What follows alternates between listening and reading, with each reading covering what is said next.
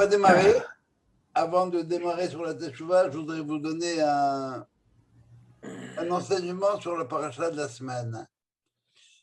Paracha Shoftim. Alors, on a parlé de l'importance de la justice à propos de Tisha B'Av, l'importance que, en fin de compte, une société la qualité d'une société peut se mesurer à la manière dont cette société pratique la justice. Ok, on voit très bien aujourd'hui qu'il y a des pays, la justice, elle est mise au rencard. Alors, c'est pas ça. Shoftim, et ça commence par les shoftim, c'est-à-dire les juges. Shoftim, shotrim, un pouvoir législatif comme tel, pouvoir juridique, qui est accompagné d'un pouvoir policier qui permet d'appliquer ce que cette justice-là a décidé. C'est la première fonction de la société que la Torah donne dans notre paracha. Elle décrit par la suite 3 institutions. Alors ça, si vous voulez, c'est la dimension juridique, législative et juridique. La dimension, après ça, on nous parle du roi. Qu'est-ce que c'est la fonction d'un roi? C'est de faire en sorte que son royaume fonctionne sans plus. C'est-à-dire toute la dimension de gestion du peuple. Ensuite, elle parle du Kohen, ce qu'on appellera la dimension religieuse, cultuelle. Et ensuite, à la fin, elle nous parlera du Nabi. Si tu as un faux prophète qui se lève vers toi, et voilà comment on le traite, etc., etc. Alors, on a ces 4 pouvoirs-là, qui sont Melech, en hébreu, Shofet, Melech, le roi, Shofet, qui est le juge, Kohen, le prêtre, et Nabi, le prophète. Les Harmim font remarquer que ces 4 fonctions-là, l'initiale, ça forme le mot Mishkan. Mishkan, c'est-à-dire c'est le temple, le tabernacle, le temple portatif dans le désert. Autrement dit, qu'est-ce qui remplit, si vous voulez, ces 4 fonctions-là, quand ils ne sont pas là physiquement comme tels? Eh bien, ce qui remplit ces 4 fonctions-là, c'est la gestion de la cité par les 4 instances. Ça va? Royale, juridique, religieuse et, j'ai envie de dire, spirituelle. Voilà, le prophète est là pour dire aux gens ce qu'ils ont besoin de faire. Mais si tu avais mis ces fonctions dans un ordre différent, tu n'aurais pas eu Mishkan. Effectivement, mais on les a mis dans cet ordre-là pour avoir Mishkan. Ça ne veut pas dire, c'est un drache sur ces fonctions-là, hein, c'est bien clair. C'est un drache. Slama. C'est un drache sur ces fonctions-là. D'accord? Et mais ce qui est intéressant, ce n'est pas juste le mot Mishkan lui-même. Ce qui est intéressant de voir, c'est que c'est la société d'Israël qui remplit la fonction du temple, du tabernacle, l'endroit choisi pour le culte. Ça va jusque-là? Si ça va, on va démarrer sur la notion de Teshuvah. Alors, la notion de Teshuvah, ce n'est pas une notion simple. On va d'abord définir étymologiquement ce que ça veut dire. Dans la racine du mot Teshuvah, c'est le mot shuv, qui veut dire retour. Et il y a différentes dimensions de cette notion de retour. Première dimension, c'est ce qu'on appelle habituellement le repentir. On a fait une faute ponctuelle, ok? Tib, il a fait une faute, il a allumé les lumières Shabbat, ou bien il a mangé un chewing-gum sans faire de beracha, tout ce que vous voudrez. Alors ça le dérange. Il veut se repentir par rapport à cette faute-là. la culpabilité comme telle, c'est une pas innovation du thème de la mère juive. Hein, la mère juive qui va se faire guilter et les rabbins qui veulent se faire guilter. Vous connaissez la blague? Elle me vient maintenant du gars qui va voir le rabbin qui dit Rabbi, ce matin j'ai tartiné ma tartine et elle est tombée, mais elle n'est pas tombée sur le côté confiture, elle est tombée de l'autre côté. Le rabbin réfléchit, il dit eh ben, peut-être que tu l'as tartiné du mauvais côté. Ça veut dire que vous avez cette notion-là, on va toujours essayer de mettre c'est ta faute, c'est ta faute. Alors, c'est ça. On a, dans un premier temps, un remords par rapport à ce qu'on a fait de manière ponctuelle. Je répète bien, je fais teshuva par rapport à telle faute-là. Ça, c'est le remords. Mais quelle différence il y a entre le remords et le repentir?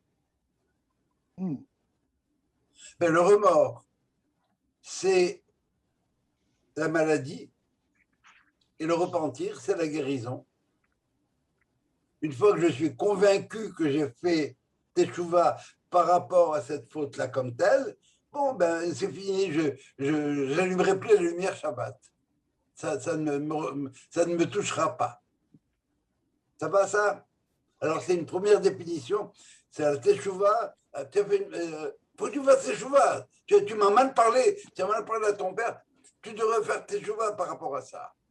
Et le gosse, il n'aura pas de la misère de la tête, oui, c'est vrai. Bon, le lendemain, il vient embrasser son père, il lui apporte des gâteaux, ce que vous voudrez. Et puis voilà, c'est le problème, il est réglé. C'est la première définition du mot teshuva. Alors, retenez bien que le repentir, c'est par rapport à une faute ponctuelle. Il y a une deuxième dimension de chouv qui veut dire revenir. C'est revenir à une identité perdue. J'ai perdu mon identité. Le sujet que je suis s'est dénaturé par un écart par rapport à mon statut d'identité globale, celle que j'avais avant, par rapport à l'identité idéale de l'être juif qui trouve ses définitions dans la Torah. Alors là, c'est pas que j'ai mangé un chewing-gum sans faire belacha. J'ai pas de kippa, je fais pas de belacha, et ça se trouve à Kippour, je vais plus à la synagogue.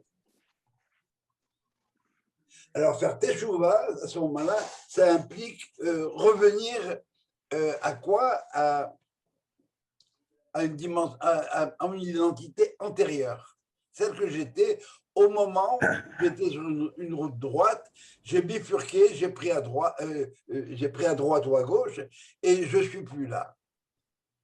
Alors, c'est ce que Maïmonide appelle le derer hayachar, la voie du milieu. J'étais sur la bonne voie, et puis je suis tombé dans un extrême ou dans l'autre.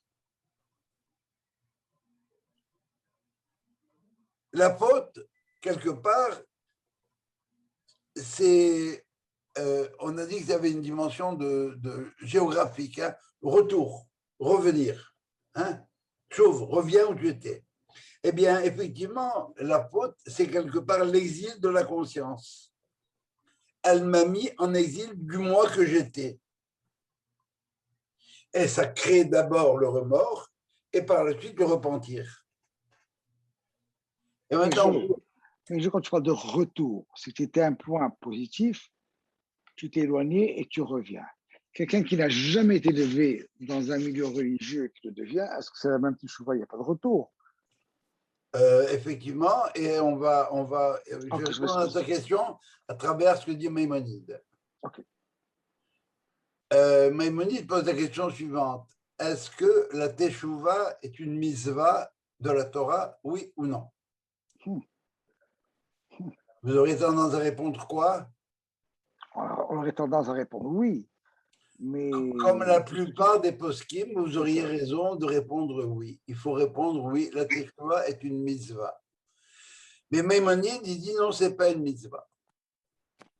Pourquoi ce n'est pas une mitzvah? Parce que c'est un comportement naturel. La Torah ne légifère pas sur les commandements naturels. Il n'y a pas dans la Torah un commandement de manger. parce que si tu ne manges pas, bonne chance. Mais il y a un commandement de la Torah sur comment manger, quoi manger. Là, oui. Et par conséquent, quand on parle de Teshuvah, donc on parle de remords, à un moment donné, qui va faire, c'est le point de départ de la Teshuvah, c'est le remords. Eh bien, ça ne s'adresse qu'à quelqu'un qui a un sens des valeurs qui est défini par la Torah. Autrement dit, un goy, à la limite, ne peut pas faire Teshuvah. Ah, il peut avoir du remords, il peut avoir des regrets, tout ce que vous voudrez, mais donc on ne parlera de Teshuvah que pour un tzaddik.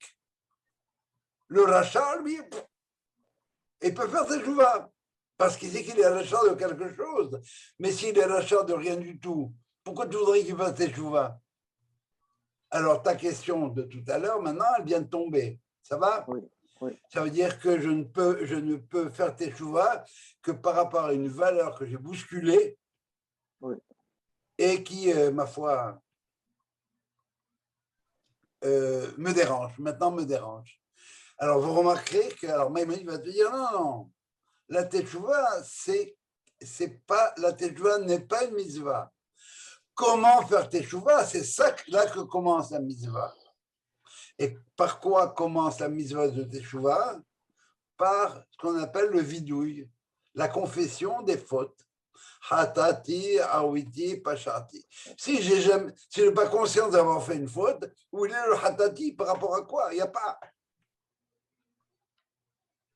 D'accord? Vous voyez la noblesse de Maïmonide. C'est la même chose que pour Kedoshim Tiyu. Vous serez saint. Est-ce que c'est une mitzvah ou c'est pas une mitzvah?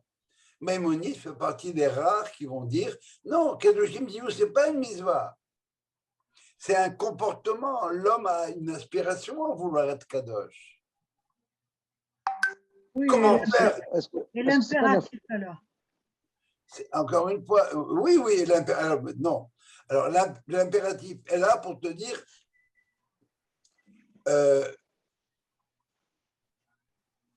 soyez saints comme tel. Mais il te dit, c'est pas cet impératif-là, il est. D'abord, ce n'est pas un impératif, c'est un futur. Vous serez saints. Kedoshim Tiyu. Ça va? Vous serez saints. Et dans quelles conditions vous serez saints? Eh bien, c'est si vous faites tout ce qu'il y a à faire. Et Maïmonide a un smart extraordinaire, il a un levier très fort. Quel belacha tu fais avant de faire une mitzvah? Baruch Hashem, Asher Kideshanu bemitzvotav. Il nous a sanctifiés par ses mitzvot. C'est quoi la sainteté? Quand est-ce qu'un homme est saint, quelque part? Eh bien, c'est lorsqu'il a accompli toutes les mitzvot. S'il ne les a pas tous accomplis, il se rapproche le plus possible de cette dimension de sainteté, mais elle n'est pas égale pour tout le monde. Il n'y a pas deux tzaddik qui ont le même niveau de tzaddik. Il y a différents niveaux de tzaddik.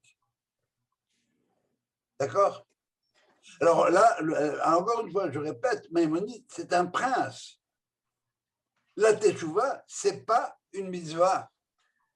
Si tu es un homme normal, si tu es un homme de la Torah, si tu es quelqu'un qui est ben Torah, alors si tu tends à être sadique comme tel, et c'est dans ta nature, autrement les autres, on n'en parle pas.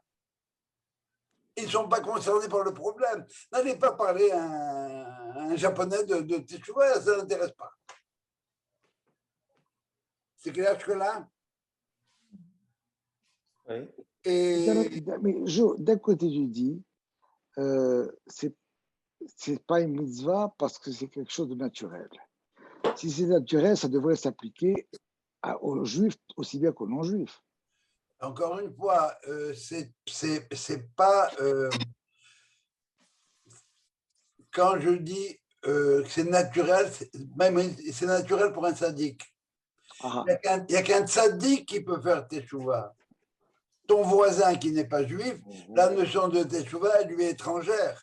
Et on va voir tout de suite après, non seulement elle lui est étrangère. Alors, je ne pourrais jamais faire teshuvah, je ne suis pas un tzaddik. non, mais c'est justement, on se sent la mal barre des très fois. haute. On met la barre très haute.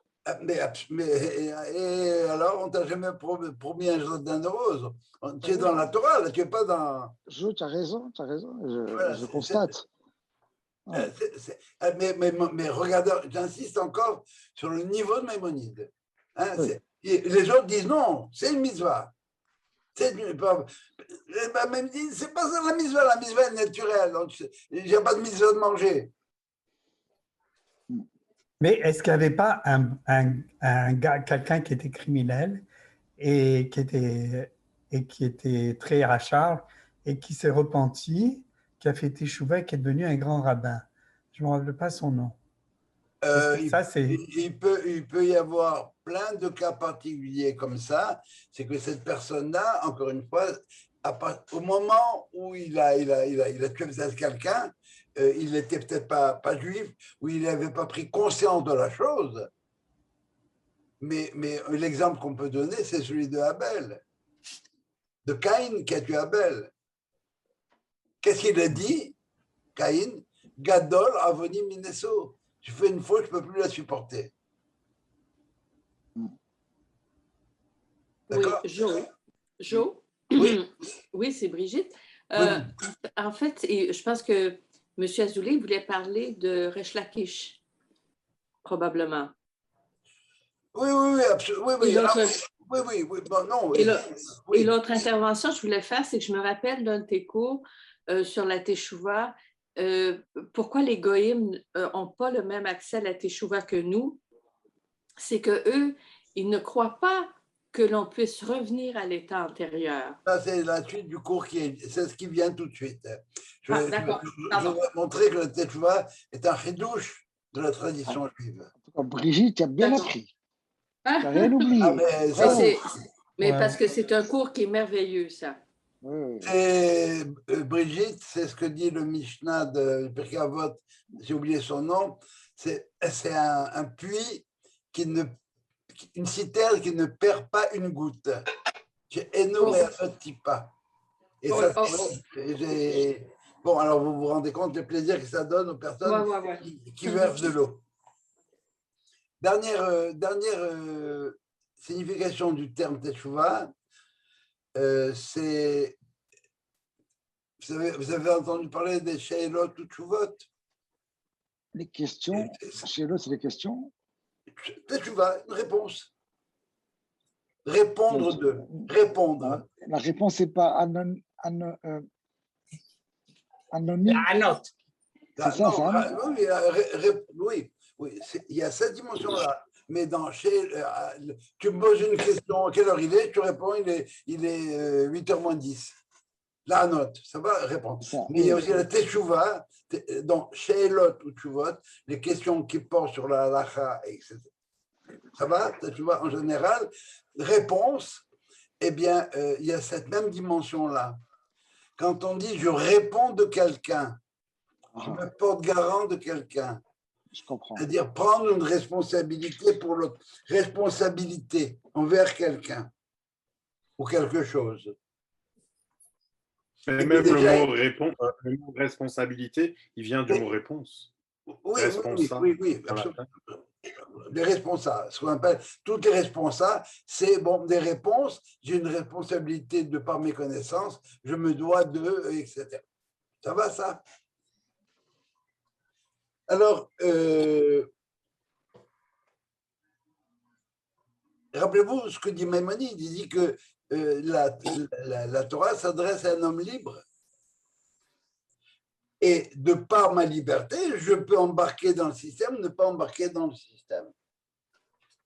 Alors, il y a une page de Gemara qui va nous montrer pourquoi est-ce que pour les goïms, en quoi, pardon, est-ce que la Teshuvah est une notion typiquement juive.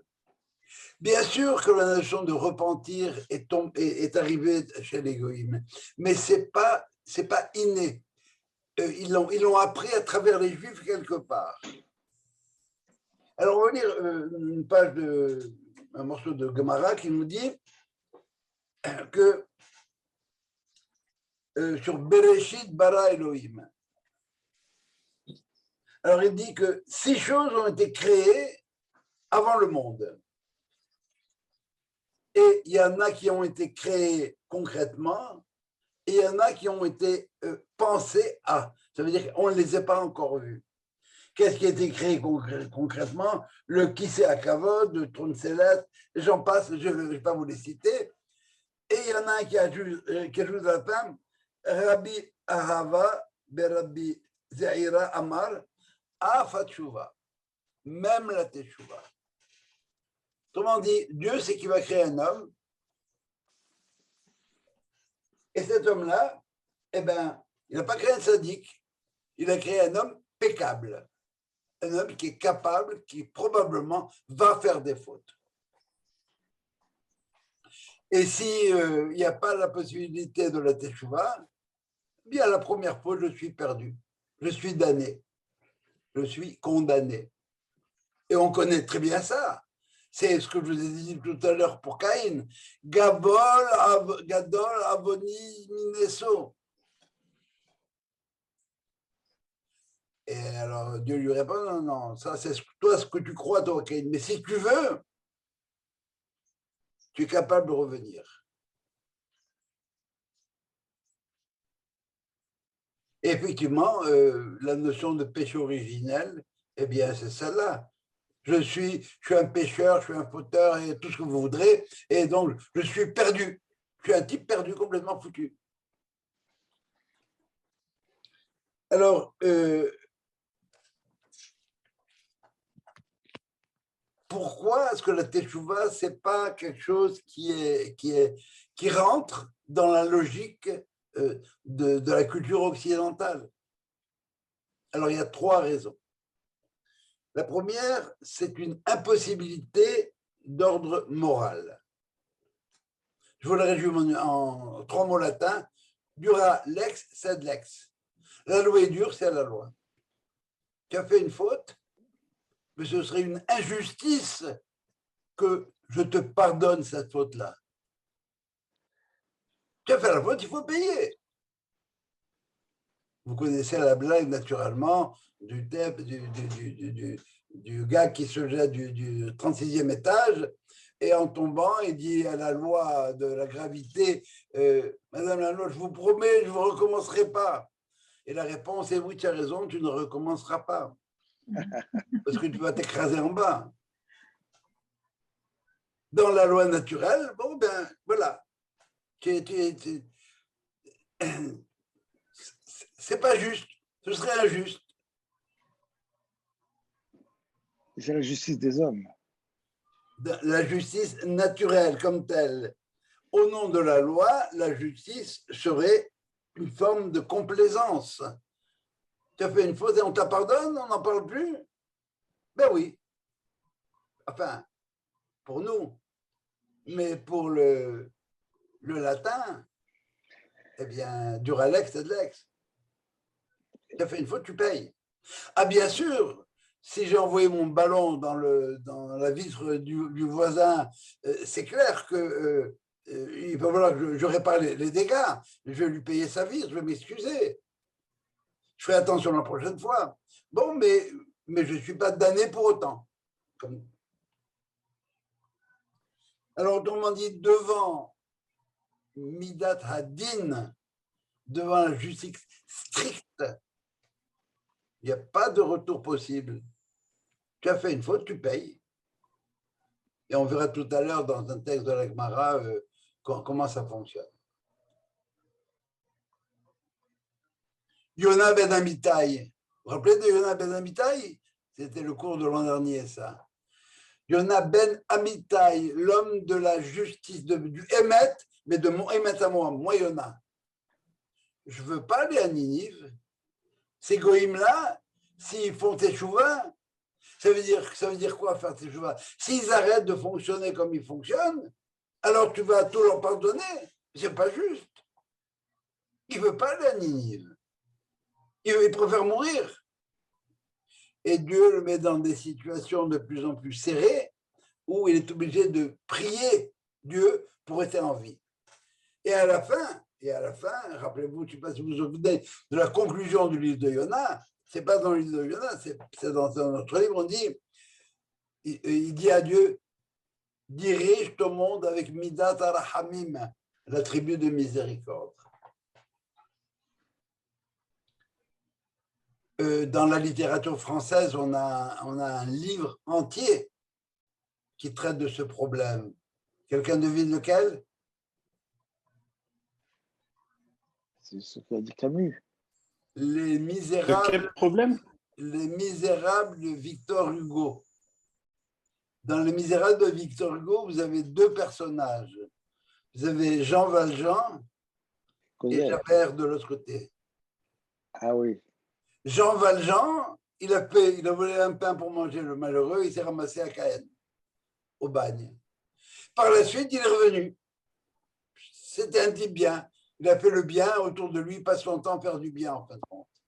C'est les Thénardier, si je n'oublie pas, avec Cosette.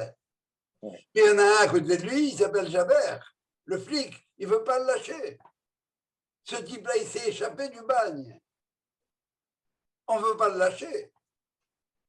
Heureusement, Javert finit par se suicider parce que, en fin de compte, il ne supporte pas qu'un bonhomme comme Jean Valjean ait la stature et la stature qu'il peut avoir. Alors, vous comprenez bien que déjà, Victor Hugo souligne ce problème-là. Il y a une impossibilité d'ordre moral. Ça va, ça? Alors, donc le pardon est impossible? Pour Javert, oui. Tu t'es échappé du bagne, tu réalises ce que tu as fait, et Victor Hugo décrit un Jean Valjean qui est un modèle. Oui, mais pour l'homme aujourd'hui, le pardon est possible. Pour le religieux, pour n'importe qui, le pardon est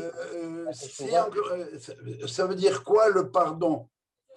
Par rapport à quel genre de faute? Si c'est une faute ponctuelle, j'ai cassé la vis de ta maison, bon, c'est vrai, oui, je vais te la réparer, je vais te la payer. Mais au niveau moral, tu as fait une faute injuste que tu ne payes pas. Alors, il y a des prix à payer qui sont chez le vitrier, où il y en a qui sont beaucoup plus importants que ça. Ça va? Oui.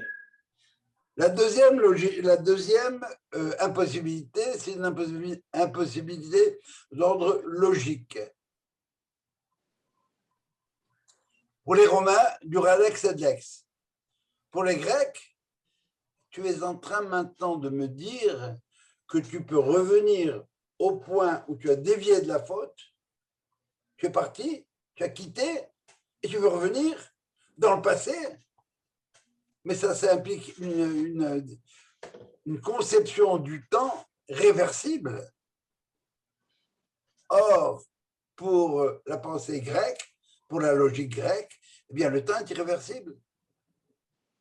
Pour l'hébreu, il est imprégné de cette possibilité du retour, de transformer le passé en présent et le présent en passé. Et c'est la fameuse règle du vav haïpour. Un vav devant un passé, le passé devient futur. Raya, c'est passé, Béaya, il y aura. Et Yehi, il y aura. Vahi, il y a eu. Donc déjà, dans la grammaire hébraïque, dans la structure même de la grammaire hébraïque, on voit cette possibilité du va-et-vient. Seul l'hébreu a une forme grammaticale, une forme de pensée qui est exprimée, si vous voulez, par cette règle du va-haïpour. Et effectivement, si la loi ne prévoit pas cette capacité de revenir au point où j'ai foiré, eh bien, je suis perdu, c'est fini. Les casiers judiciaires et tout ce que vous voudrez avec ça. Tu peux pas revenir. On veut réhabiliter les gens. Bon, ça c'est bon. C'est la société avec une dimension morale, encore une fois, héritée de la pensée juive. Mais pour la pensée grecque, la logique veut que le temps est irréversible. Tu ne peux pas revenir en arrière. La troisième dimension est une dimension qui me paraît plus importante que les autres. C'est une dimension, une impossibilité d'ordre existentiel. Pourquoi? Eh bien, parce que ma mémoire à moi ne peut rien oublier. J'ai fait une faute par rapport à telle personne, je ne peux plus la regarder en face. Je me sens mal quand je suis à côté d'elle. Il y a des gens qui peuvent se sentir mal parce qu'ils vous ont fait une crasse. Bon, mais cette vacherie, vous l'avez oubliée, ou bien vous l'avez comprise, peu importe pourquoi, ou bien ça ne vous touche pas vraiment. Mais l'individu qui a fait la faute, lui, il est mal à l'aise devant vous. Ça ne marche pas. Comment est-ce que je peux faire ça devant toi? Caïn, encore une fois, Gadol, Avoni, mais je me rappelle de ma faute. Avant ma faute, j'étais hyper bien, et puis j'étais au paradis, et après la faute, j'ai perdu un paradis. Et ça veut dire quoi? Que dans ma tête maintenant, le bien et le mal, parce que je n'ai pas fait que du mal à cette personne-là, j'ai fait aussi du bien, mais le bien et le mal sont mélangés, et c'est le mal qui l'emporte. Je suis encore une fois dans la position du tzaddik, entre guillemets, ou du candidat tzaddik de Maïmonide, quelqu'un qui recherche la voie juste. J'ai dévié par rapport à toi ou bien par rapport à moi-même, en fin de compte. Je ne suis pas à l'aise avec ce que j'ai fait. Je ne peux pas me regarder dans la face demain matin. Je ne peux pas me regarder dans le miroir. Ça ne marche pas.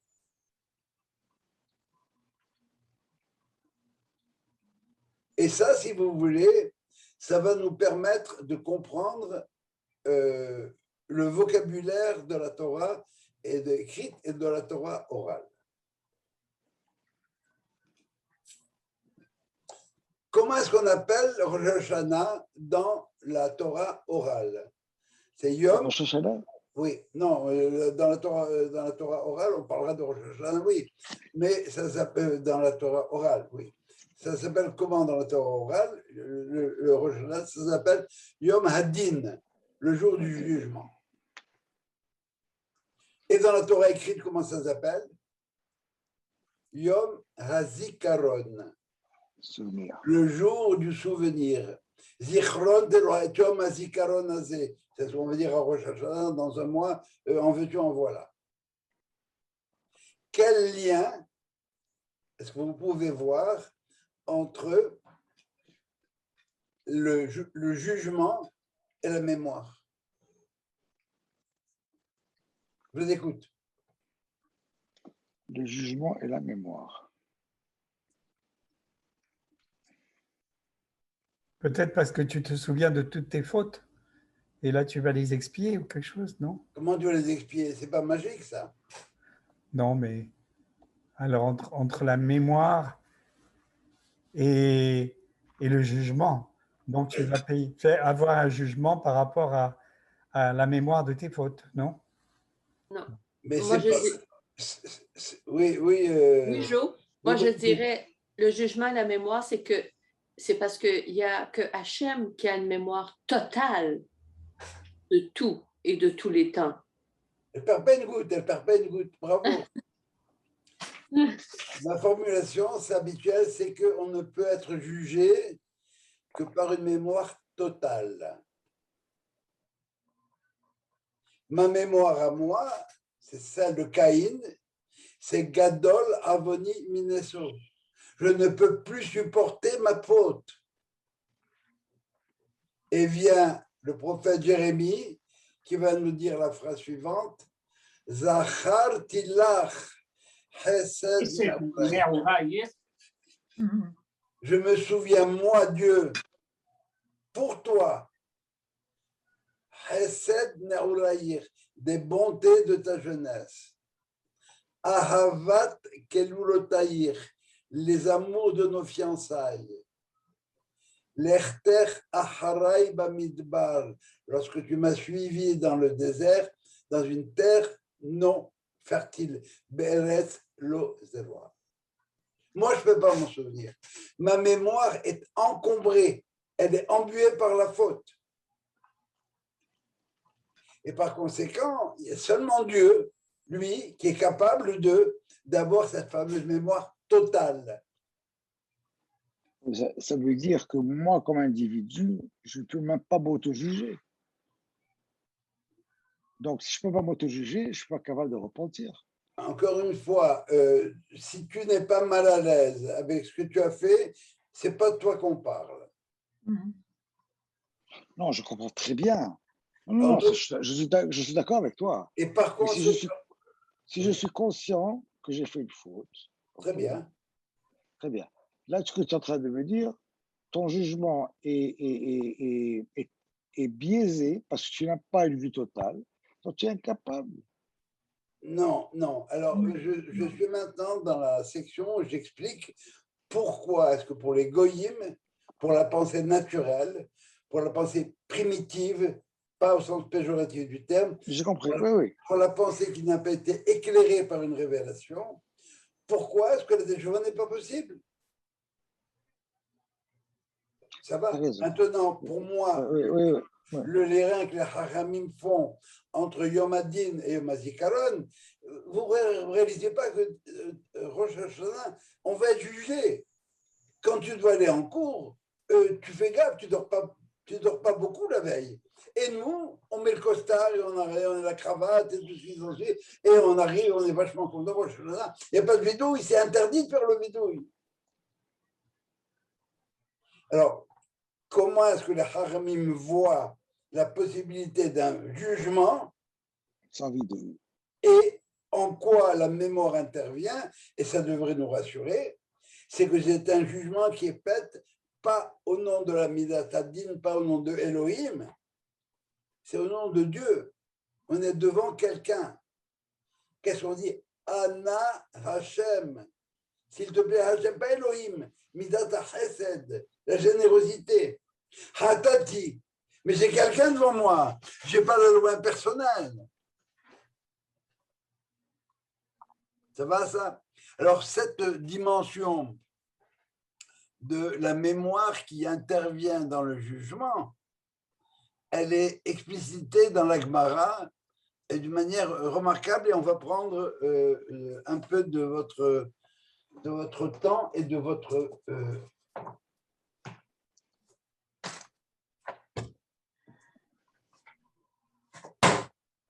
concentration.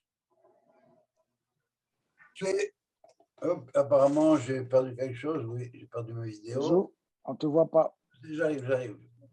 Voilà. C'est ce qui se passe à chaque fois que je vais prendre un livre. Alors, on a un verset. En un mot ou deux mots. Oui, vous voulez savoir quel verset? Je vais vous le dire. Là, dans les Haftarot qu'on lit entre Tisha B'Av et Kippour, il y a les 7 Haftarot de consolation. On a les 3 Haftarot avant Tisha B'Av qui sont Shosha de Puranuta. Les prophètes nous tombent dessus à bras raccourcis. Et puis maintenant, on a les Shiva de Nehamata, les 7 Haftarot de consolation. La dernière, elle commande de la manière suivante. Alors, accrochez-vous parce que vous avez besoin de vous pouvoir mettre inscrit, mais je n'ai pas la possibilité de le faire moi-même. Alors voilà, la phrase est la suivante, il y a 2 phrases. Va tomer Tzion, c'est un dialogue entre Tzion et Dieu. Va tomer Tzion, Azavani Hashem. Hashem m'a abandonné. Vachem Shechachani, et Dieu m'a oublié. Première phrase. Deuxième phrase. Hatishkach Isha Oula. Comment une femme peut-elle oublier, Oula, c'est sa progéniture. Merahem Ben Bitna, qui sort de sa matrice. Gam elle tishkachna, quand bien même ce genre, cette femme-là, oublierait, Véanori, moi Dieu, loishkacher. Moi, je n'oublierai pas. Et là, on va avoir toute une dialectique entre Knesset Israël et le bon Dieu. Knesset Israël qui est inquiète du fait que Dieu se souvienne ou qu'il ne se souvienne pas. Alors voilà ce que ça donne. La Gemara va dire Ayinu Azuva, Ayinu Cheroura. C'est pourquoi tu me parles de Azuva, abandonné et oublié. Et la Gemara répond, elle explique cette question-là. Ribono Shel Olam, qui est vraiment bizarre. Lorsqu'un homme divorce, il laisse sa femme partir. Ça va, il a abandonné. Il a abandonné sa femme, sa première femme. Il en épouse une autre. Mais il se rappelle quand même des bons moments passés avec la première. Or, toi, non seulement tu ne te rappelles pas de nos bons moments passés avec la première, avec nous, mais non seulement tu ne te rappelles pas, mais tu nous as abandonnés en plus. Je devrais dire l'inverse. Non seulement tu nous as abandonnés, mais tu as oublié tout ce qu'on a pu faire ensemble. Ça va? Hachem Shechachani, Hazavani Hachem, Hachem Shechachani. Non. Tu nous as à la fois jetés et oubliés. Et Dieu tu portes un jugement contre Dieu. Bien sûr, c'est Israël qui attaque Dieu. C'est magnifique, ça. Il va se défendre. Oui. Hatishkar Isha Oula. Alors, rappelez-vous la traduction première. Hatishkar Isha Oula. Comment une femme peut-elle abandonner Oula? C'est sa descendante. Mais Dieu répond non. Le mot Oula, ça fait référence au Olot, au sacrifice. Comment est-ce que moi, Dieu, je peux avoir oublié tout ce qu'on a pu faire ensemble? Et à ce moment-là, la réponse de Knesset Israël, alors tu n'oublies pas, mais si tu n'oublies pas, alors tu vas pas oublier la peau du veau d'or. Le texte. Alors tu vas oublier le quoi? Tu vas pas oublier le Elé. Et c'est quoi le Elé? C'est Elé Elohecha Israël, la peau du veau d'or. Alors donc tu n'oublies pas.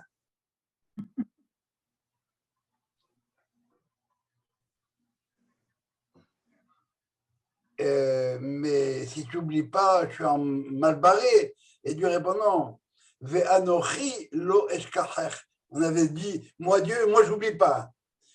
Et Dieu va répondre non. Le L, je l'ai oublié, mais le Anochi, les 10 commandements, premier mot des 10 commandements, je n'ai pas oublié. Ça veut dire qu'on est vraiment devant Dieu. Il va se rappeler des choses qu'il faut. Il va savoir qu'il t'a fabriqué comme ça. Tu es impeccable. Ça va, ça? Alors, c'est ça ce qu'il ne faut pas perdre de vue, c'est que d'un point de vue strictement logique, moral, tout ce que vous voudrez, d'un point de vue moral, pour les latins, ça ne marche pas, et point de vue logique, pour les grecs, ça ne marche pas, eh bien, pour nous, ça marche. Pourquoi? Parce qu'il y a une mémoire totale, et cette mémoire totale peut tenir compte non seulement des faits, mais de ce qui a causé les faits comme tel. Et je voudrais terminer par cette analyse de la Gemara sur cette notion de souvenir, si vous voulez, sur la notion de Teshuvah.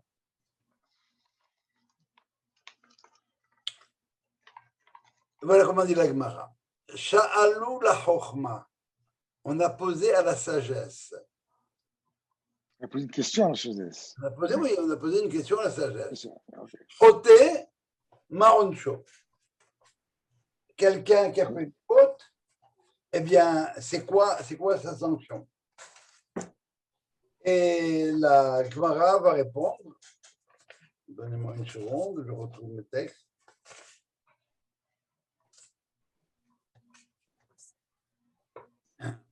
Alors, elle répond par un verset de la Bible. Ra'a, pardon, Hatayim teradef Ra'a. Hatayim, les pécheurs, vont être poursuivis par le mal. Du point de vue de la sagesse, dans un monde normal, ben, il y a une cause, et une cause, elle produit des effets et une conséquence. Alors, tu commences à appuyer sur la mécanique du mal, eh bien, tu vis dans un monde du mal. Le Pirkei Avot dit, il avait vu un crâne flotter sur la mer, il a dit à ce crâne-là, eh bien, c'est parce que tu as tué que tu as été tué, et ceux qui t'ont tué seront tués à leur tour. Pas une la sagesse simplement, dans un monde qui est strictement le malheur, ben, va poursuivre les fauteurs. Si le monde tel que la sagesse le voit, c'est-à-dire pas éclairé par la Torah, c'est un monde impersonnel, alors il y a un enchaînement de cause à effet, une mécanique, une vision très mécanique du problème du mal. Tu voles, eh bien on te vole aussi. C'est la raison pour laquelle la génération du déluge a été jugée. C'est parce que on pouvait voler tant qu'on voulait. Mais si moi je vole, ça me fait du bien, mais si on me vole, ça me fait du mal. Et par conséquent, si moi j'étais volé, je reconnais que le vol, c'est pas très bon, donc je vais essayer de pas. Mais non, je continue à voler. Donc, d'un point de vue strictement mécanique, encore une fois, eh bien, voilà,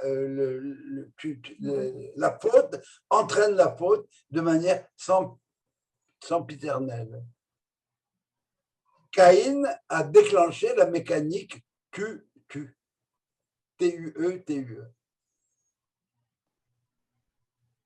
Alors, bon, alors la sagesse a répondu, on n'est pas très content, on va voir maintenant la prophétie. Et on demande à la prophétie, Choté Madino, c'est quoi la sanction pour un fauteur?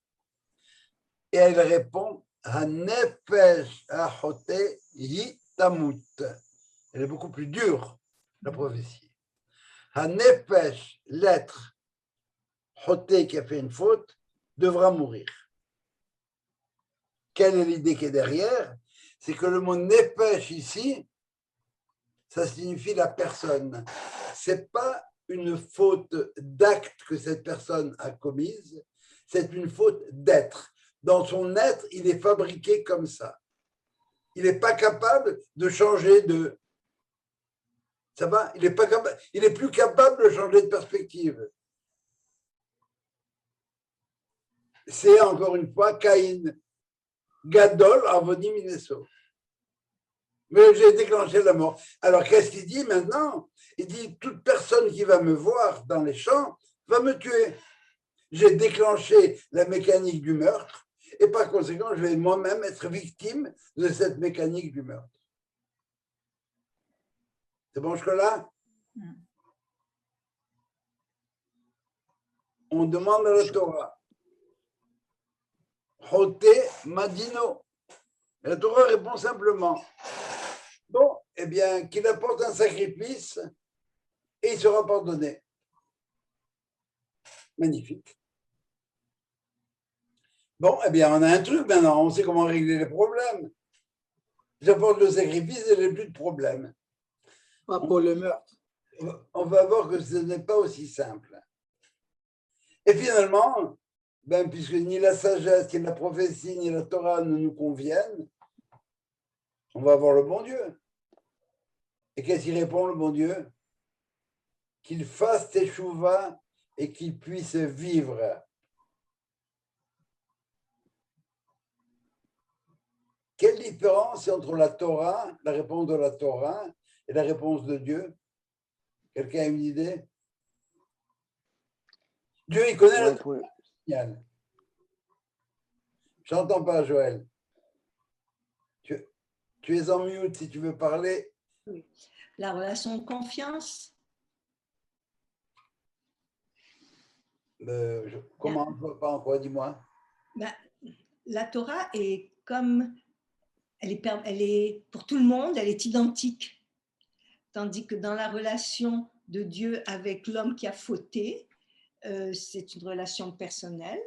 Et donc, c'est à ce niveau-là que peut s'établir une relation de confiance, de croyance, de l'amélioration. Si j'apporte un sacrifice, c'est que déjà j'adhère à ce principe que tu viens d'énoncer. Oui. C'est le bon Dieu qui m'a demandé dans la Torah d'apporter un sacrifice. Ah, oui.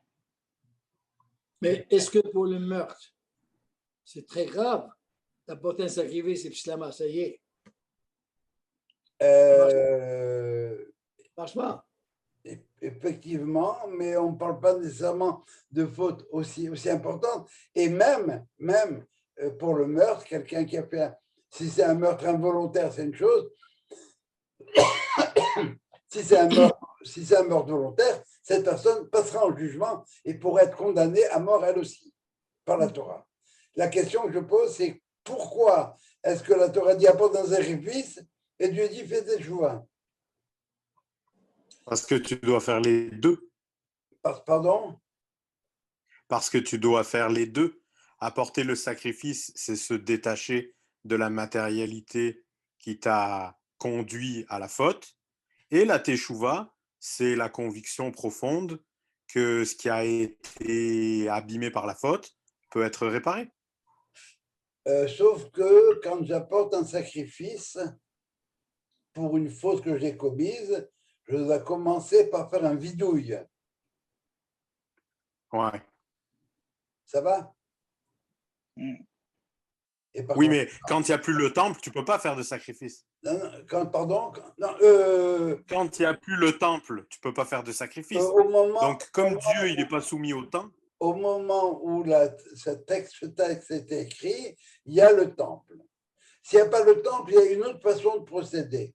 Ça va? Il y a une autre façon de procéder. Bon, il faut faire teshuva par rapport. Mais la différence d'abord, c'est que c'est une faute. Apporter un sacrifice, c'est pour une faute ponctuelle. Ben, c'est que simplement les sacrifices. Ah, ok. Simplement, c'est que les sacrifices on n'apporte un sacrifice que pour une faute involontaire. C'est pas l'être qui a été touché, c'est l'acte, c'est le geste que j'ai posé qui ne marche pas. Ok. Ça va, ça? Et par conséquent, ce que Dieu dit, bon, c'est vrai, tu as, pour prendre l'exemple de Jacques tout à l'heure. Alors, ce qu'il nous a dit, c'est ça. Quelqu'un qui a tué. C'est vrai, il a tué. Bon, mais le jugement, il a tué, on va dire, par inadvertance ou bien involontairement. Eh bien, ça, ce n'est pas un sacrifice qu'il doit apporter. Alors, ce que Dieu demande, c'est fais tes teshuva. Et puis à ce moment-là, tu pourras vivre. Ya'aseh teshuva v'chai. Il vivra. Ça veut dire quoi, il vivra? Ça veut dire qu'il arrêtera d'exister. Ce n'est pas une mécanique qu'il va avoir. Il va vivre pleinement. Si tu as fait teshuva, tu vas être complètement libéré de la faute. C'est comme le gosse qui a mal agi avec son père. Le lendemain, son père, il le prend dans ses bras, il l'embrasse et il dit on va aller au hockey ensemble, on va faire telle et telle chose ensemble. Il sait qu'il n'y a pas de casier judiciaire.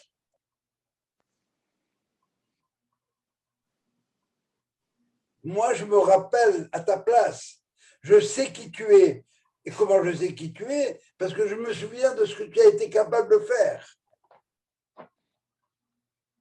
Donc, tu n'es pas pourri au fond de toi-même. Tu as dévié, c'est vrai, tu as dévié. Mais ce n'est pas la fin du monde. tout le monde dévie. En tzaddik ba'olam shelo yecheta.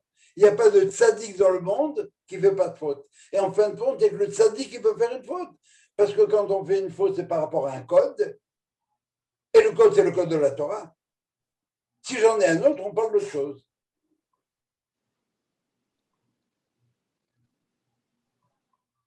Alors, vous voyez, la solution, c'est le pardon automatique?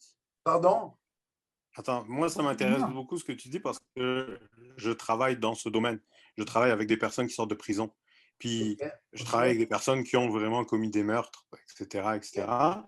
Puis, la question, elle se pose parce que la personne qui a posé un geste grave puis qui a une sentence à vie, par exemple, mais comment moi je peux l'aborder sous l'angle que tu dis de la compassion? Parce que c'est compliqué, tu sais, la personne est soumise à des conditions. La manière que j'aurais de te répondre, je sais pas, c'est de lui parler de sa conscience. Comment tu es par rapport à ce que tu as fait? Ben, si vraiment ce que tu as fait, tu le regrettes pleinement, eh bien, bon, il y a un autre monde dans lequel tu seras jugé. Dans le monde des hommes, eh ben, c'est perpétuité. Ah, peut-être des chances de sortie avant le temps. Dans certains cas, c'est possible, dans d'autres pas. Il y a une commission qui va étudier ça. On sait ce que ça vaut. On sait ce que ça vaut. Mais tu peux lui dire simplement, effectivement, bon, on est dans un système qui est comme ça. Alors maintenant, c'est quoi tes croyances profondes à toi en tant qu'individu? Ben, si tu crois qu'il y a un bon Dieu, ben, le bon Dieu en question, il sait exactement ce qui se passe, il sait pourquoi tu es là, il sait pourquoi tu es là à vie. Parce que le système dans lequel l'homme a évolué, le système que l'homme a mis en place, c'est celui-là. Il y en a d'autres, c'est vrai. Mais maintenant, cet autre-là, si tu as tué volontairement et qu'on te condamne à mort, c'est pas. Si tu as regretté vraiment ton geste, eh bien, dans l'autre monde, si tu crois à un autre monde, eh bien, les choses s'arrangeront. Mais si tu ne crois pas à un autre monde, tu fonctionnes dans ce monde-ci, bon, eh bien, dans ce monde-ci, c'est comme ça, mon vieux. On est obligé de se protéger. Mais encore, ça va, c'est clair. Alors, encore une fois, on est devant quelqu'un. Et cette notion de Teshuvah, et on terminera là-dessus, elle est décrite par le Rav Kook dans un livre qui s'appelle Les Lumières de la Teshuvah. C'est un livre qui a été traduit par Beno Gross et commenté. Et le Rav Kook voit la notion de Teshuvah, la notion de retour, de repentir, retour, tout ce que vous voudrez. Il le voit au niveau cosmique. Il y a quelque chose chez l'homme qui l'appelle, qui le tire vers le haut. De la même manière que la plante a tendance à pousser vers le haut, il y a ce qu'on appellera notre conscience morale. L'individu, comment il est. Eh bien, ça rejoint Maïmonide, si vous voulez. Mais ce n'est pas fait seulement au niveau de l'individu. C'est fait au niveau du monde tout entier. Le monde ne peut pas continuer à vivre en stagnant. Les rapports sur le réchauffement climatique sont en train de nous réveiller, etc. Alors, par conséquent, à un moment donné, si l'homme est capable de comprendre en quoi son comportement, sa dynamique de vie est néfaste, eh bien, naturellement, il va pouvoir s'élever et en même temps élever avec lui le monde. Alors, dans un premier temps, effectivement, c'est la crainte du réchauffement climatique. Alors, on va faire attention de comment vivre. C'est la crainte des virus, tout ce que vous voudrez. On va faire attention à la crainte d'abord. Mais après ça, quand ça va être réglé, ça va être bon de vivre.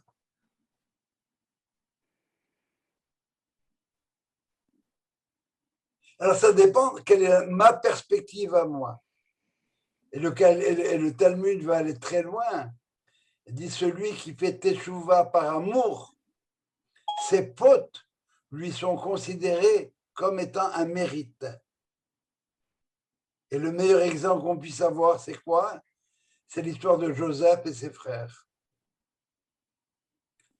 Lorsque Joseph dit à ses frères, mais c'est pas vous qui avez voulu cette chose-là. C'est pas vous qui m'avez vendu en Égypte. C'est à travers vous que Dieu m'a fait venir en Égypte pour que ma famille vienne faire le test de l'esclavage promis déjà à Abraham, ici, en Égypte.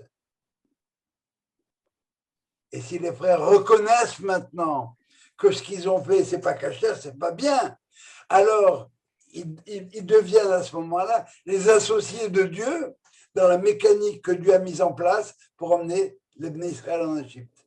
C'est vrai, on a fait une faute. Mais dans cette faute-là, bon ben, qu'est-ce qui nous y a poussé? On ne sait pas. Mais c'était une faute. Mais en fin de compte, cette faute-là, c'était une faute très utile. Très payante. C'est quand même encourager le meurtre. Non, parce que si j'ai conscience qu'il ne faut pas tuer, eh bien, je n'encouragerai pas. Ça veut dire que ce qu'on encourage, c'est ce qu'on décourage, c'est le suicide après le meurtre. J'ai tué, donc je ne peux pas vivre, je vais me suicider. Il ne s'agit pas de ça. Ça veut dire qu'on peut quelque part, mais encore une fois, il n'y a qu'un seul homme au monde qu'on ne peut pas tromper, c'est soi-même. Ouais, il faut se méfier avec ce genre de raisonnement aussi. Lequel? Celui des frères de Joseph?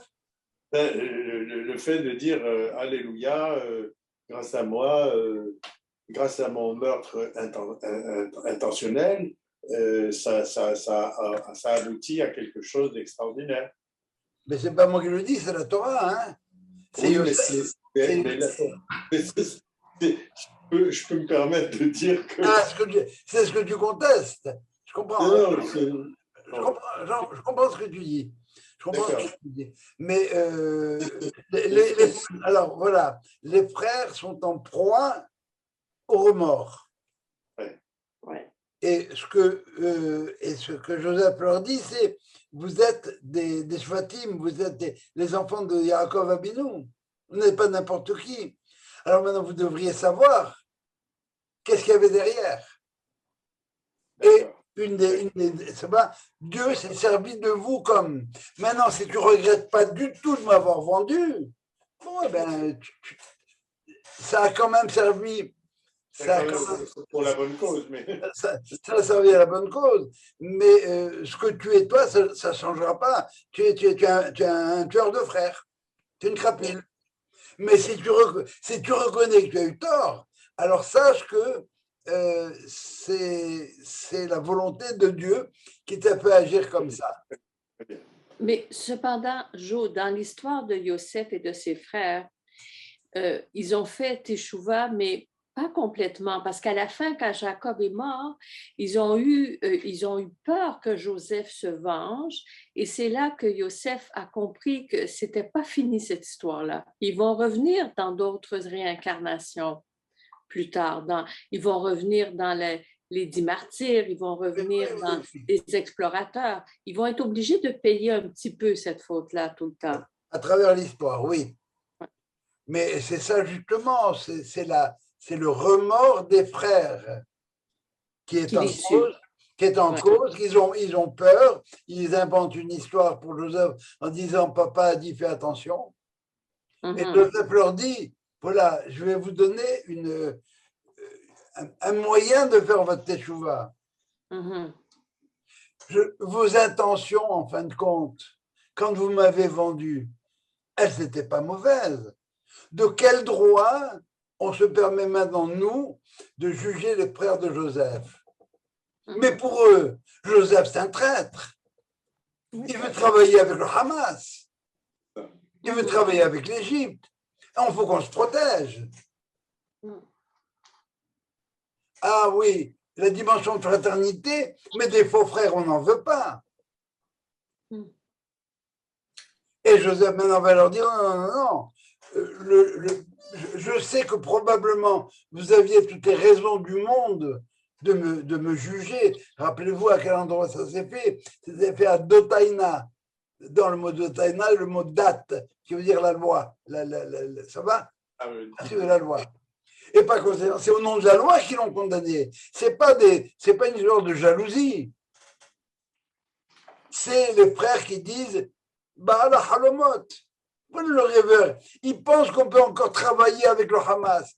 Il pense qu'on peut encore faire des deals avec l'Iran. Mais il rêve en couleur. Et il nous met en danger. Alors, tu sais quoi, ses rêves, on va le condamner. On va le condamner à ses rêves. On va le condamner à sa vocation. Et on a vu que cette condamnation à sa vocation, elle a marché. Et c'est ça ce que Joseph leur dit. Vous avez décidé, c'est vrai que vous, personnellement, Joseph, moi maintenant, j'ai subi tous les martyrs de l'Égypte qu'on peut imaginer, mais sachez une chose, ce n'est pas votre faute, c'est le patron là-haut qui a voulu cette chose-là. C'est bien. Alors j'espère que avoir montré en quoi la Teshuvah, la notion de Teshuvah, c'est un chidouche de la Torah. Le goy, il n'a pas cette notion en lui pour les différentes raisons, les trois raisons qu'on a données. La raison d'ordre moral, la raison d'ordre logique, la raison d'ordre psychologique, on pourrait dire, ou bien métaphysique. Ma conscience est embuée. Eh ben voilà. Dans la mécanique civile, c'est vrai que c'est impardonnable. Mais on n'est pas devant Elohim, on est devant Hachem. Yaaseh Teshuvah ve'yahye. Et à ce moment-là, tu verras, comme dit le Rav Kook, il y a des textes magnifiques du Rav Kook.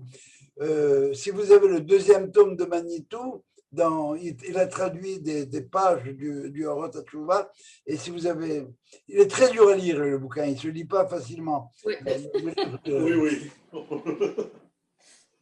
Il faut très, très, très, très mollo. Et j'ai pensé à un moment donné à faire un cours là-dessus, mais ça ne marche pas. C'est trop compliqué. Ouais. Très dur. Voilà. Est-ce que vous auriez des questions sur ce qui a été vu?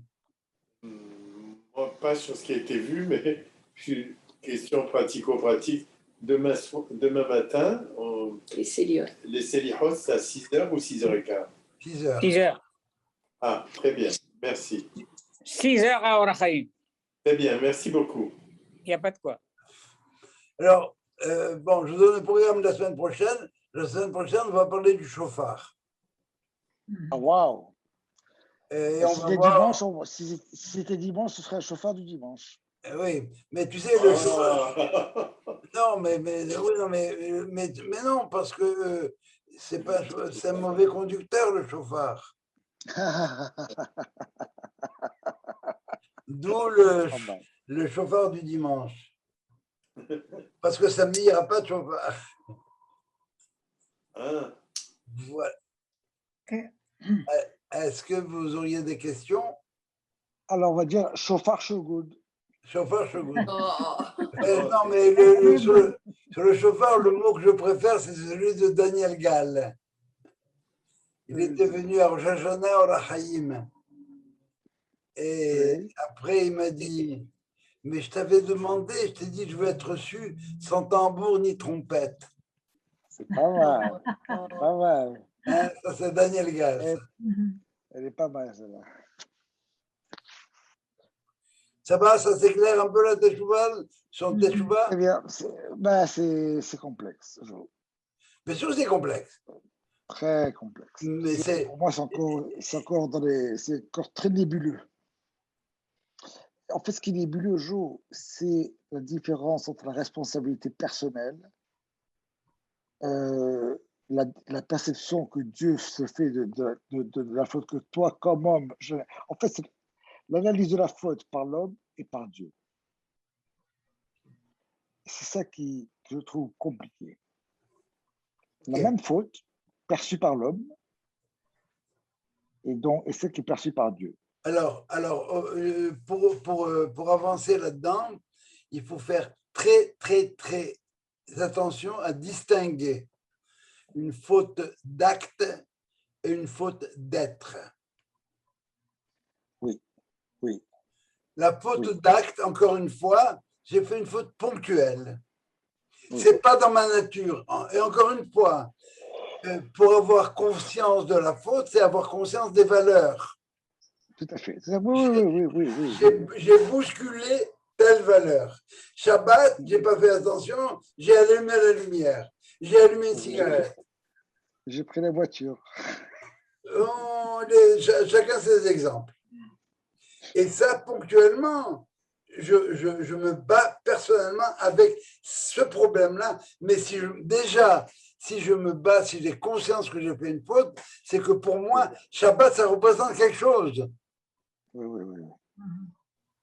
Maintenant, ça c'est het. C'est la première définition de het. Qu'est-ce que c'est het? C'est la faute involontaire. Adam qui heta bishgaga. Le mot het, c'est rater la cible. J'ai une cible, la hato comment on dit une cible en hébreu? Bon, j'ai oublié. J'ai tiré avec mon arc et j'ai raté la cible. C'est ça, het. Et Dieu sait que je suis peccable. Je peux rater. Encore une fois, il n'y a pas de tzaddik dans le monde qui ne fait pas de faute. Et en fait, il y a des tzaddikim qui font des fautes. Le rachat, il ne fait pas de faute. Donc, les réformistes, eux, ils n'acceptent pas la faute. Tandis que l'orthodoxe, je suis conscient, j'ai fait une faute. Je réalise que j'ai fait une faute. Le réformiste dit non, je n'ai pas fait de faute. Ça, je ne veux pas rentrer là-dedans parce que je ne voudrais pas avoir à juger les réformistes maintenant. Ils ont leur façon de voir, ils ont la notion de teshuva aussi probablement comme nous, mais je vais revenir à ta question. Tu as dit qu'ils étaient confus. Oui. Alors je te dis, pour éviter, pour un peu débroussailler cette confusion, fais attention à la faute d'acte. Je comprends. Maintenant, par rapport... J'ai des copains juifs complètement athées et s'ils ont jambon beurre à Kippour, ça, c'est pas une faute d'acte. C'est que Kippour, c'est pas une valeur pour eux. Et par conséquent, ils font pas de faute par rapport à ça. Il n'a pas de teshuva à faire par rapport au jambon beurre à Kippour. Tandis que l'autre, il a une teshuva à faire par rapport, il a mangé un chewing-gum, il n'a pas fait la beracha libon shel. Le monde va s'écrouler. On ne compare pas les deux. Alors, si c'est une faute d'être, c'est fondamental. C'est ce qu'il dit la prophétie. Hanefesh haratet hitamut. Il n'a plus rien à faire. Il ne peut plus rien faire dans ce monde-ci.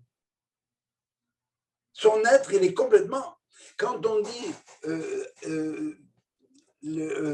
qu'on se réfère au mérite des pères, c'est pas parce qu'Abraham il a fait telle et telle mitzvah, Isaac et Jacob aussi, que j'ai un acquis dans mon compte. On parle maintenant du mérite d'être. Ils ont été capables d'être l'homme de l'amour, de la rigueur, de la miséricorde. Et c'est ça ce qu'ils nous ont transmis. Donc, encore une fois, revenir soit au point où j'ai dévié, ça c'est mon être complètement, soit à l'endroit où je me suis arrêté alors qu'il y avait écrit sans interdit, stationnement interdit. Mais ce qui est important de bien comprendre, c'est que cette teshuva, elle est possible, elle est dans les cartes du judaïsme, alors que dans les autres, qui vivent selon la loi naturelle, dont les valeurs ne sont nécessairement celles du judaïsme, bon, eh bien, les lois de... Tu peux dire est-ce qu'il y a un peu d'équivalent dans la confession, dans la religion chrétienne? Dans la notion de teshuva, eh bien, fondamentalement, j'aurais tendance à dire que non, parce que pour le christianisme, il y a eu le péché originel dont on ne peut pas sortir. Et c'est pour ça qu'on ne peut être sauvé que par la grâce. Oui. Alors Dieu intervient, celui-là j'ai bien sa tête, bon, je vais le gracier. Et l'autre, eh ben, faudrait qu'ils expliquent pourquoi celui-là et pas celui-là. Peut-être que dans l'être de l'autre, il y a encore quelque chose de bien. Alors donc, on va le gracier. Et dans celui-là, non.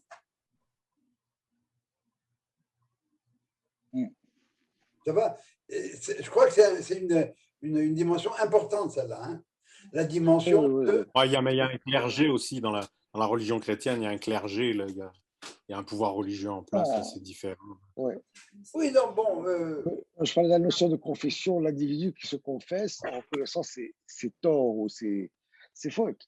C'est calqué sur le judaïsme. C'est bien, oui. Tu te confesses et tu diras 3 ave et 4 pater et tu seras pardonné. Ouais. Tu peux dire tous les ave, tous les pater du monde. Ouais. Si tu n'as pas fait une teshuva au niveau de ton nefesh, tu ne sers à rien.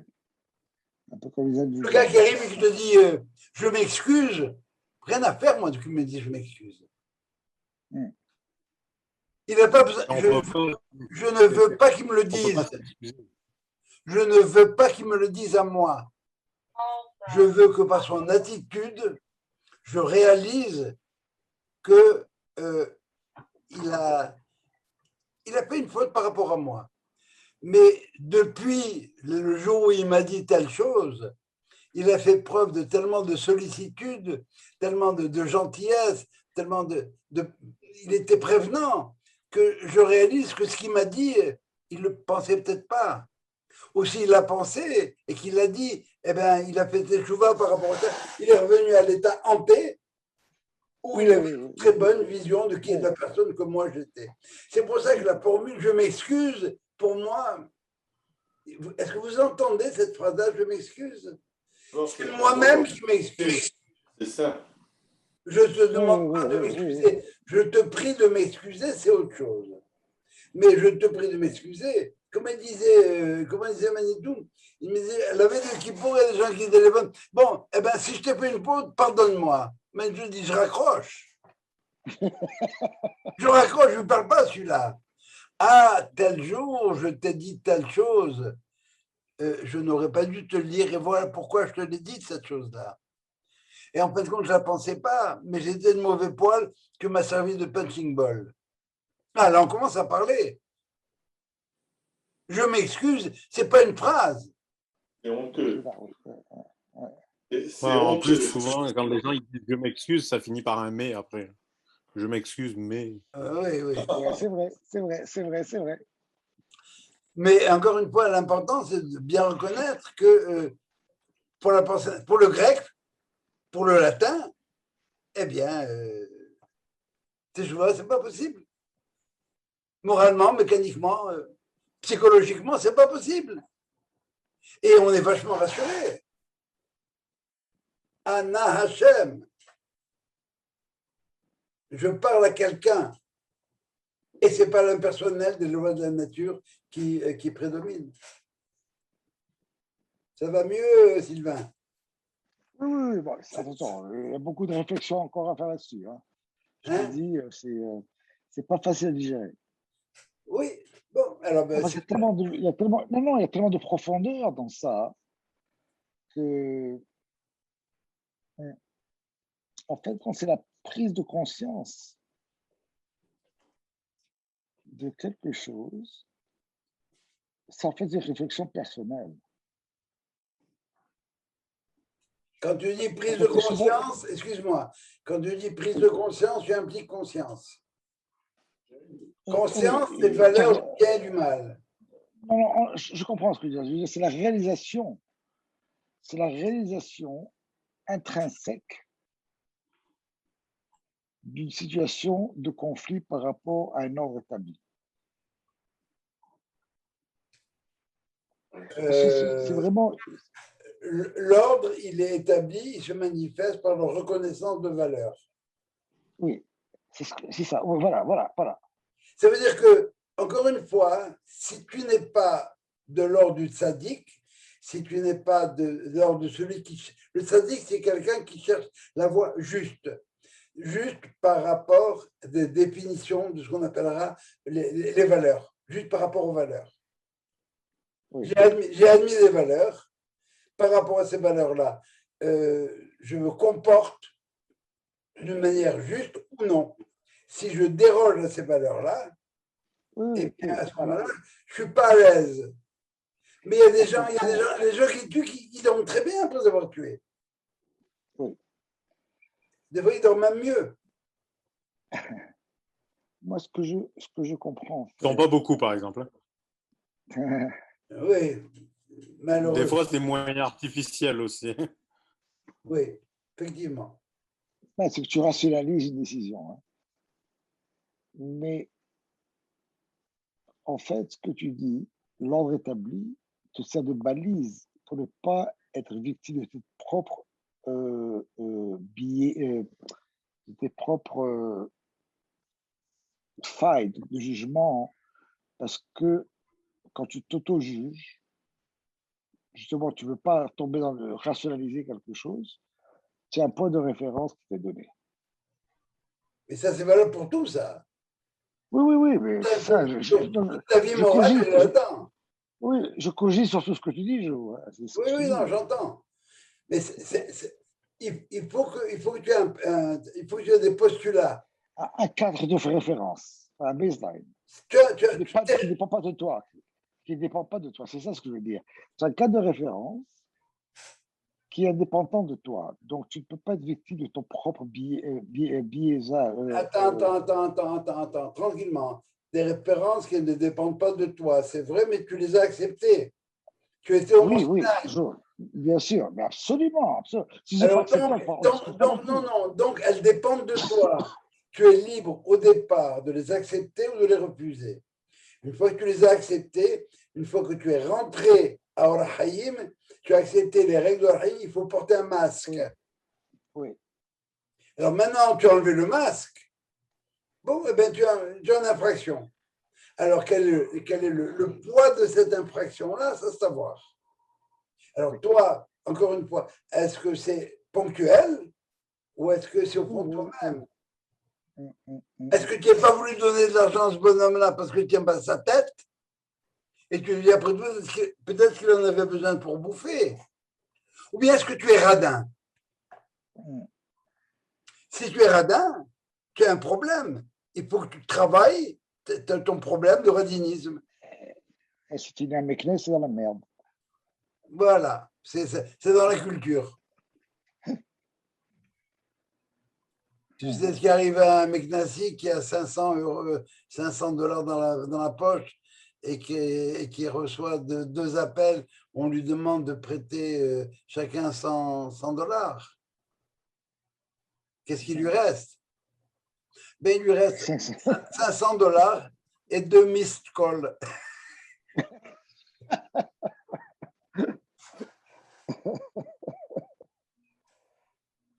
Oh. Il fallait découvrir ce soir que la Teshuvah, c'est quelque chose de spécifiquement juif et que c'est toujours possible, que la Gemara va nous dire que même si tu es le couteau sur la gorge, ne désespère pas. Il y a quelqu'un, tu ne deals pas avec l'impersonnel, tu deals avec un quelqu'un. Yud, Ke, Vav, Ke, Hashem, mon nom c'est Hashem. Je suis là, je suis présent. Et si vous voulez, c'est la différence qu'il y a entre la loi naturelle et la loi juive. Dans la loi naturelle, les conséquences sont immédiates.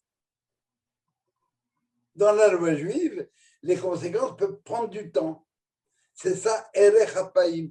C'est ça on recouvre la faute pour que tu te refasses tu te revirginises.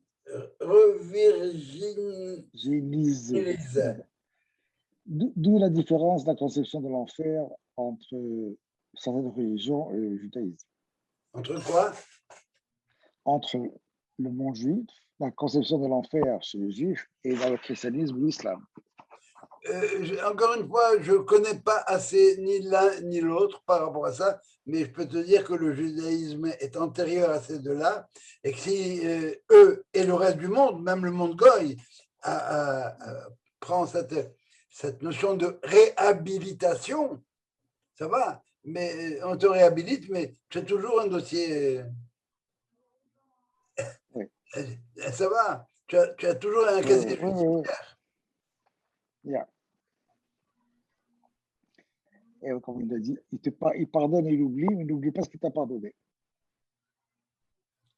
C'est ça. Et l'autre a dit, on pardonne tant que l'on aime. Ça, c'est la Bruyère. Et qui c'est qui nous aime? Eh bien, c'est le patron là-haut. Hachem.